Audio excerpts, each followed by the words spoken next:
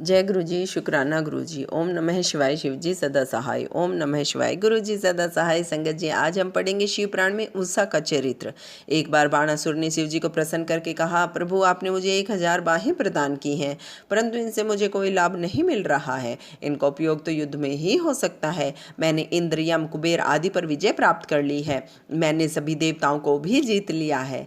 मैं अब आप पर भी विजय प्राप्त करना चाहता हूँ, इसलिए आप मुझसे युद्ध कीजिए। इसके बाद मेरी भुजाएं आपके शस्त्रों से जर्जित होकर पृथ्वी पर गिरेंगी। इससे मेरा जो मनोरथ है वो पूर्ण हो जाएगा। यह सुनकर भगवान शिव क्रोध में भरकर बोले, तुझे बहुत अभिमान और अहंकार हो गया है। भक्त बाली के कुल में जन्म लेकर तुझे यह अभिमान शोभा नहीं देता, इसलिए तुझे शीघ्र ही अपने अभिमान की शांति मिलेगी। किसी शक्तिशाली व्यक्ति से अकस्मात ही तेरा युद्ध होगा। तेरी ये पर्वतकार विशाल भुजाएं एक एक करके पृथ्वी पर कट कर गिरेंगी। जब तेरी स्थापित शस्त्रशाला में उत्पात मचेगा, तब समझ लेना कि तेरा बुरा समय निकट है। यह सुनकर बाणासुर ने दिव्य पुष्पों से भगवान शंकर का पूजन किया और प्रणाम कर घर को लौट आया। एक दिन की बात है कि बाणासुर अपनी ध्वजा को देखकर प्रसन्न मन से सोचने लगा कि ऐसा कौन पराक्रमी होगा जिससे मेरा अकस्मात ही युद्ध होगा। उसी समय वहां काल का आगमन हुआ। बाणासुर की पुत्री उषा वहां सुंदर वेश में उपस्थित थी। बैसाख का वह महीना था।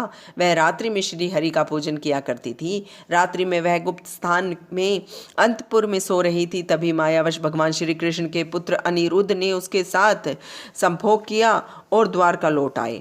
उषा ने अपने आप को दूषित समझकर सखियों से शरीर त्यागने की बात कही। उसकी बात सुनकर कुष्मांड की पुत्री चित्रलेखा ने उसे पूर्व का वृत्तांत सुनाया। इस प्रकार उषा उस गुप्त पति को प्राप्त करने का उपाय सोचने लगी। तब चित्रलेखा ने भी सभी देवताओं, गंधर्व, सिद्धों, नागों आदि के चित्र बनाकर उषा को दिखाए। मनुष्यों में उत्तम राम, कृष्ण, अनिरुद्ध, प्रद्युम्न के चित्र बनाए। अनिरुद्ध के चित्र को देखकर उषा ने चित्रलेखा को बताया कि इसी ने मेरा शील का हरण किया है। तब चित्रलेखा ने उसका नाम, वंश आदि बताकर उसकी बहुत प्रशंसा की। उषा अनिरुद्ध पर मोहित होकर उसे पाने की उत्कंठा दिखाने लगी। इस पर चित्रलेखा ज्येष्ठ कृष्ण चतुर्दशी को द्वारका गई। चित्रलेखा ने योग द्वारा अंधकार फैलाकर अनिरुद्ध को सैया सहित उठाकर क्षण भर में शोणितपुर में आ गई। उसने आश्चर्यचकित होकर उससे काम क्रीड़ा करने लगी, परंतु इसकी जानकारी द्वारपालों को हो गई। द्वारपालों ने इसकी सूचना बाणासुर को दी। अपनी कन्या का ये दुष्कर्म देखकर बाणासुर को महान आश्चर्य हुआ।